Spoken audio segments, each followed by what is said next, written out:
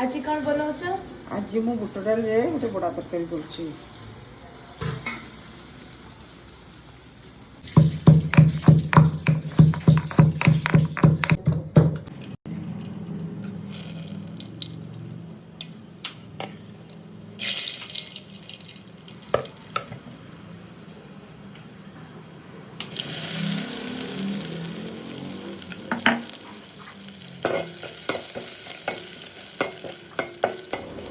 तेल एबे पड़गलानी मसला भी सब बिलाती पकईदेला बोधे माँ। हाँ बिलाती पकईदेला तो बिलाती टिके टिके हो गले मतलब आलू काटिकी रखाई सेटा पड़ीजो एबे।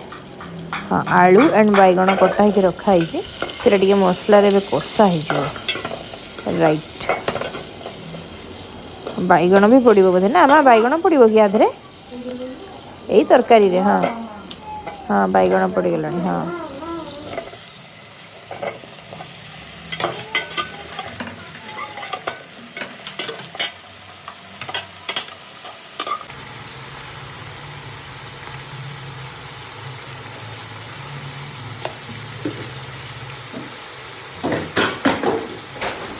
बड़ा तरकारीटा बहुत फेवरेट मोर कारण बिना प्याज रसुण बड़ा तरकारी माने मत से बहुत ही भल लगे कारण बारीपदार फेमस हो खेचड़ी एंड बड़ा तरकारी।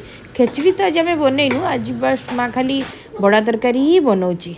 वाओ आ 10-15 मिनट बोधे बड़ा तरकारी रेडी हो हेंगू और अदार जो कॉम्बिनेशन जो स्मेलटा सीटा बहुत ही भल लगे मत लगे गेट पर्यंत बोधे स्मेल होची। बड़ाटा बोधे माँ एबे पकेबू ना? तू कौन एटा फास्ट छाणी देथिलु? हां मु आगु छाणी के रखि देथि। अच्छा अच्छा झोल टिके हेगला पर बड़ा सब पकई दिलु हो ना?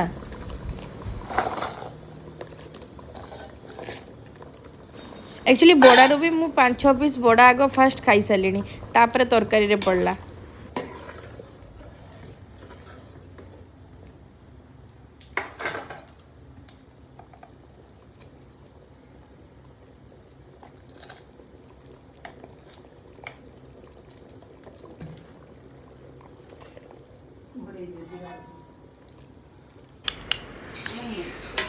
सेपटे बैगण भजा भी हो गला एपटे भात भी आम अलरेडी कर माँ। बड़ा तरकारी भी हो गला रेडी तो मील रेडी हो गला।